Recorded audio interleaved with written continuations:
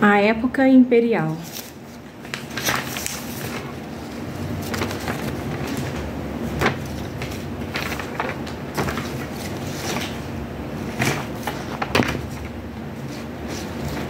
O extenso de Pacífico, reinado de Amenemhet III, 1844-1797.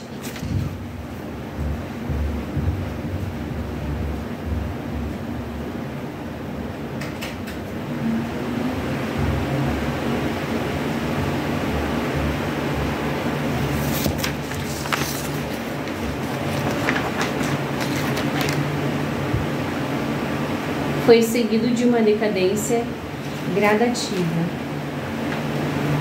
do poderio do Império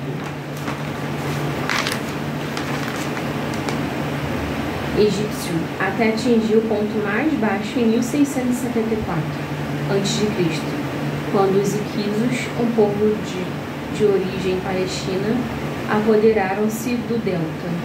Os iquisos dominaram o Egito por mais de um século e adotaram muitos adornos tradicionais da realeza egípcia. Introduziram também o carro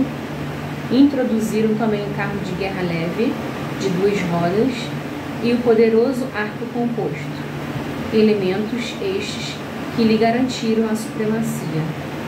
Foram novamente os príncipes de Tebas que restabeleceram um domínio unificado.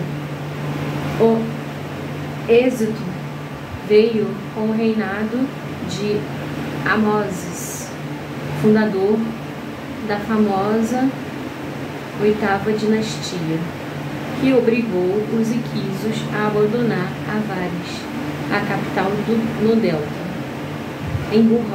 empurrando-os além do Sinai até a Palestina.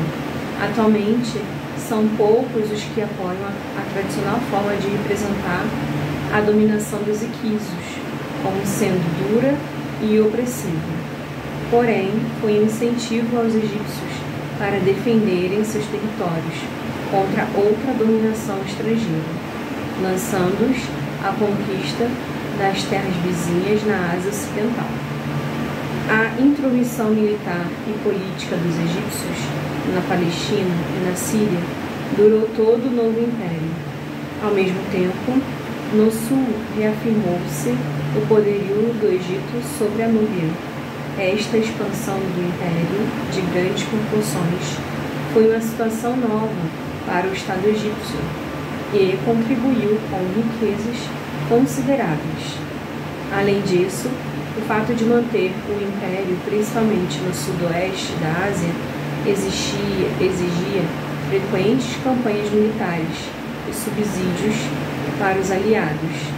Mesmo assim, durante o período dos 3 reis guerreiros posteriores a Amoses, o Império Egípcio cresceu e prosperou. Tutmés I, 1506-1494 a.C., conquistou toda a Palestina e a Síria numa série impressionante de campanhas, estendendo os limites da dominação egípcia até o Eufrates, pelo norte e além da 4ª Catarata ao sul. Estes limites jamais foram superados em toda a história do Egito.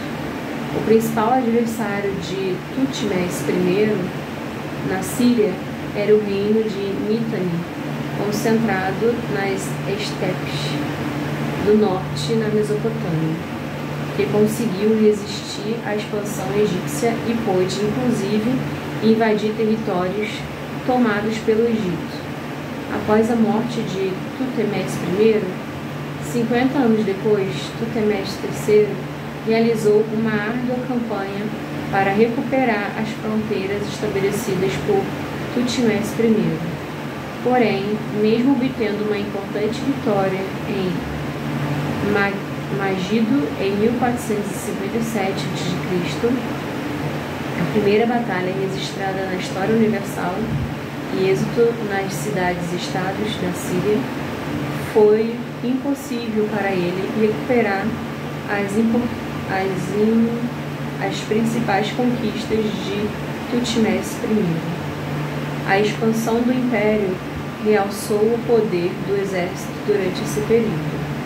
Agora, o Egito contava com um exército permanente, composto tanto de soldados como de voluntários, que outorgavam um meio de promoção para os homens mais humildes da sociedade, desde que demonstrassem ter condições e logravam chamar a atenção dos superiores. A coluna vertebral convencional do exército, a infantaria, foi reforçada por uma nova invenção, o carro de guerra. Os carros eram excepcionalmente leves, basicamente de madeira, porém reforçados com metal e couro. Eram dirigidos por 2 soldados, o